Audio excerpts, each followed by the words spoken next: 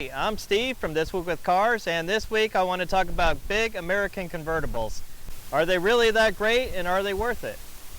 Well, I mean, the first thing is just look at these cars. These cars are gorgeous. So you can't fault them on how they look. These are beautiful cars. Obviously, the big downside on a car like this is just how big they are. You are going to need a lot of garage space to store something like this, so should you dedicate this much garage space to a car like this? Well, today I'm going to take one for a drive, and I'm going to talk about maybe why you would want a car like this.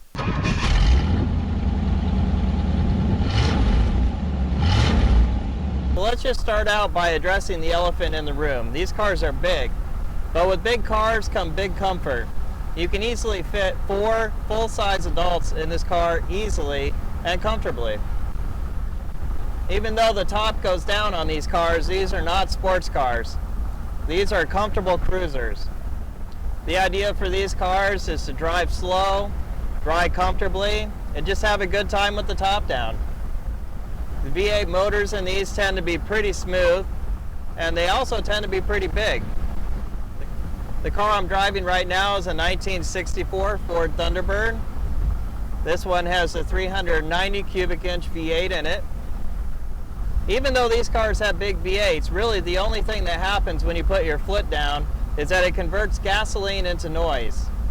For example, listen to this. You don't really see the scenery in the background going by any faster. Another great thing about these American convertibles is they're almost always power tops.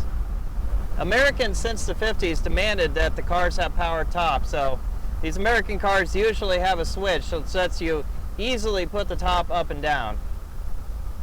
There's no erector sets, there's no getting out of the car and snapping buttons. The car I'm driving right now even has a hard tonneau cover that covers the top once it's put down. Big cars like this are still a joy to drive on back roads. They can, however, develop quite a bit of lean in the corners.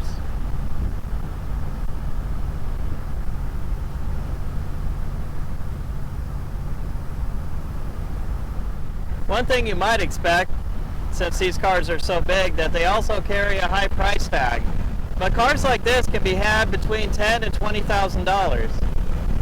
Usually the larger the car got in America, the more luxury options came standard.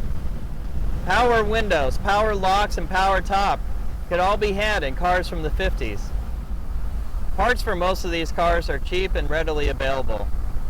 These cars are great for throwing the family in, driving down to the local ice cream shop, just enjoying a day in.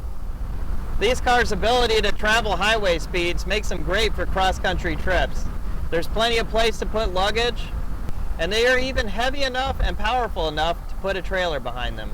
So, should you buy one of these cars? Well, if you have the garage space, absolutely.